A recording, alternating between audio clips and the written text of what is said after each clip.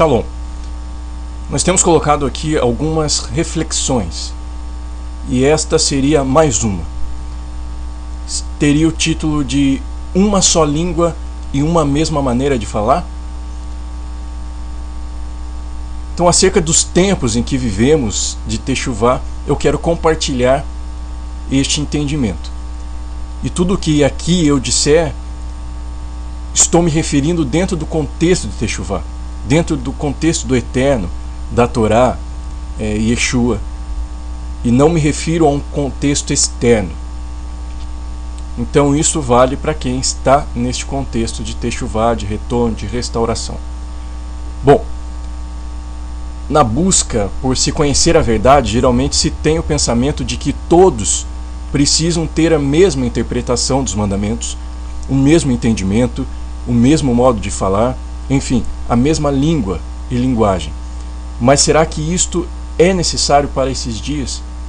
Particularmente, não compreendo que o Eterno esteja interessado, entre aspas, em que todos estejam plenamente em conformidade no que diz respeito aos entendimentos e interpretações dos mandamentos. E lembremos de um episódio bem conhecido, o qual é a da Torre de Babel, ou de Bavel.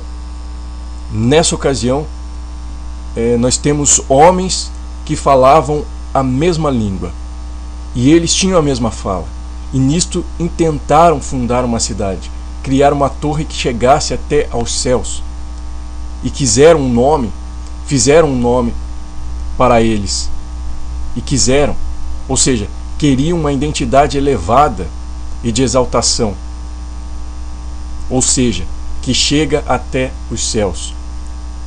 Céus pode nos trazer a ideia de elevação, de exaltação. E isso, então, semelhante ao Altíssimo. Mas o Altíssimo confunde a língua desses homens, cada um passa a falar sua própria linguagem. Então vejamos em Gênesis 11, verso 1. Ora, em toda a terra havia apenas uma linguagem e uma só maneira de falar. Gênesis 11, 4. Disseram: Vinde, edifiquemos para nós uma cidade e uma torre cujo topo chegue até os céus, e tornemos célebre o nosso nome, para que não sejamos espalhados por toda a terra. E lembremos que nome tem um sentido de identidade. Gênesis 1:6. E o Senhor disse: Eis que o povo é um, e todos têm a mesma linguagem. Isso é apenas o começo. Agora não haverá restrição para tudo o que intentarem fazer. Gênesis 11:7. Vinde, desçamos e confundamos ali a sua linguagem, para que um não entenda a linguagem de outro. Bom, com isto entendo que o propósito da Babilônia é ter sob si pessoas que falem a mesma língua e tenham a mesma linguagem. E quando assim ocorre, é para se construir uma torre até o lugar do Altíssimo e criar uma identidade de elevação, uma identidade de exaltação, se fazendo assim semelhante ao Altíssimo.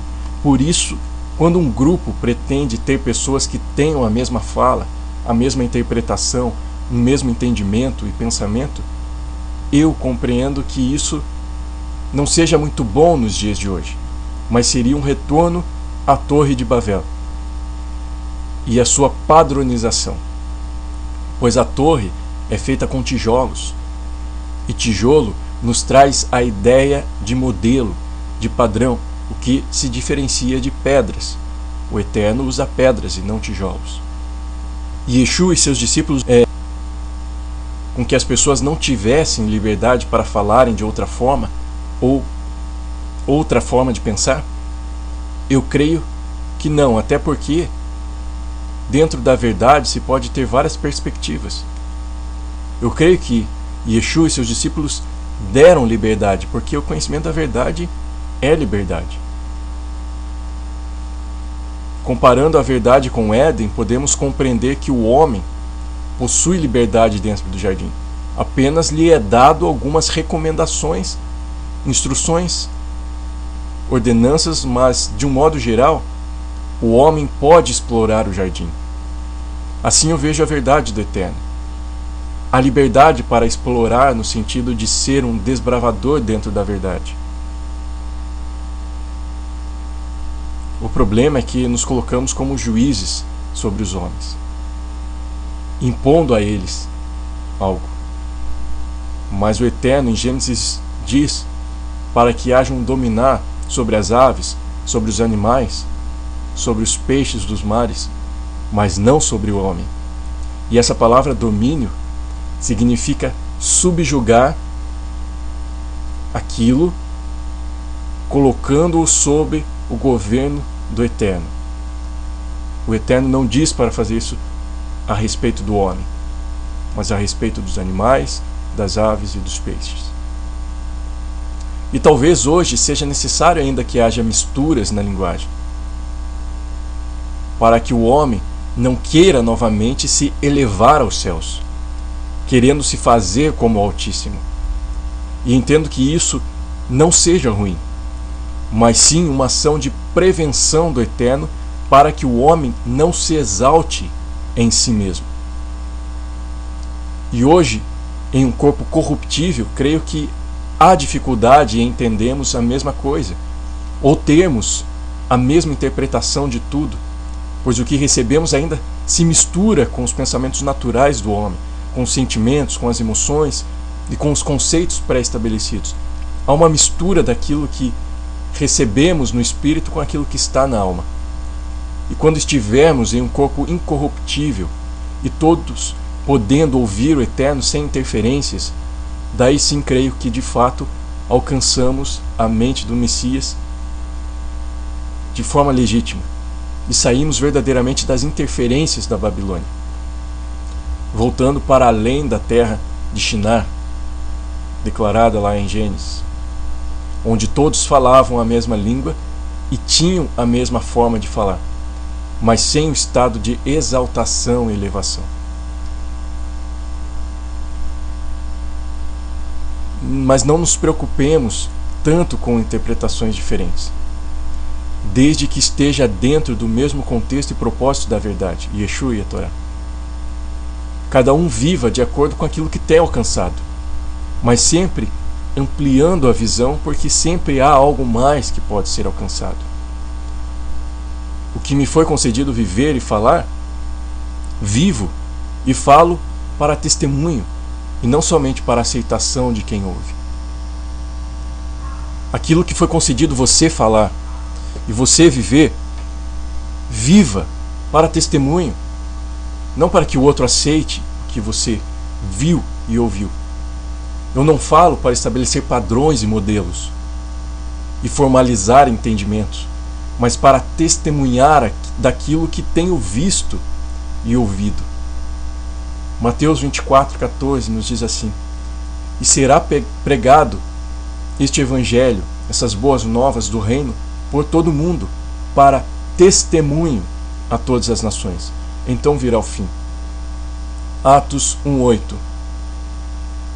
Mas recebereis poder ao descer sobre vós a Ruach HaKodesh, o Espírito Santo, e sereis minhas testemunhas, tanto em Jerusalém, como em toda a Judéia e Samaria e até os confins da terra. Apocalipse 12:11.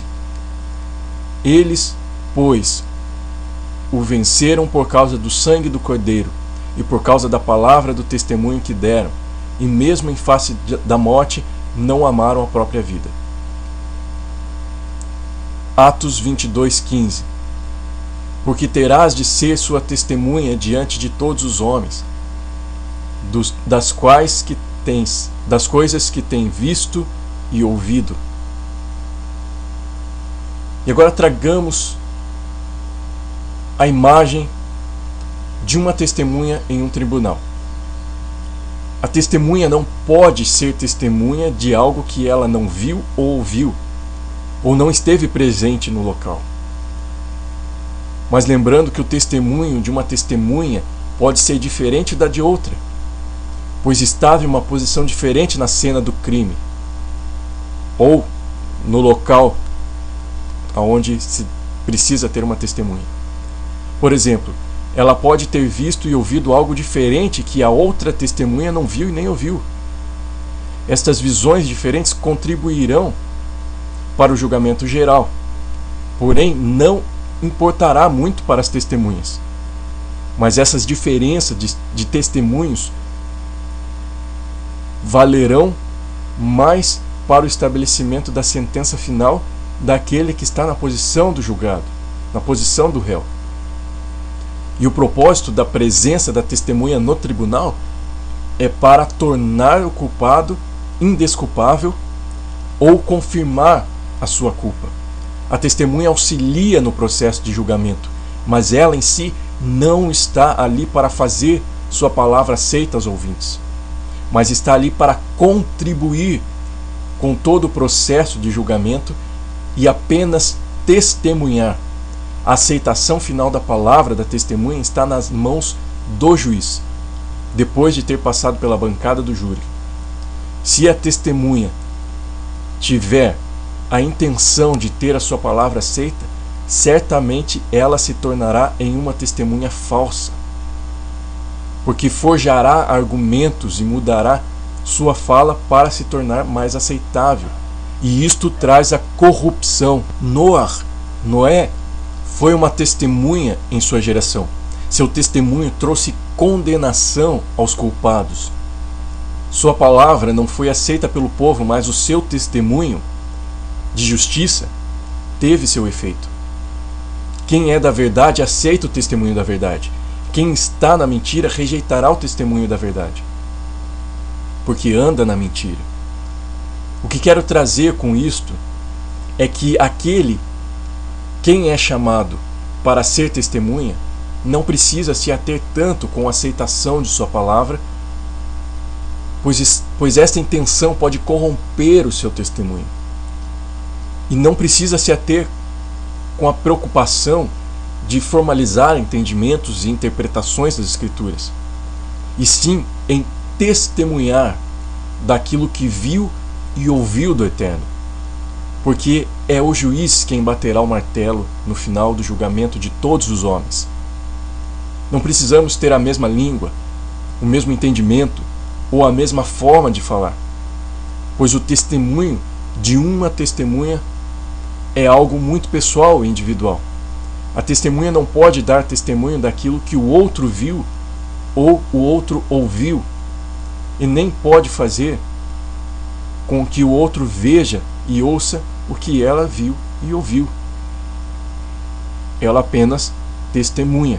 Assim como eu, neste momento, estou testemunhando daquilo que eu vi e ouvi do Eterno acerca dessa questão.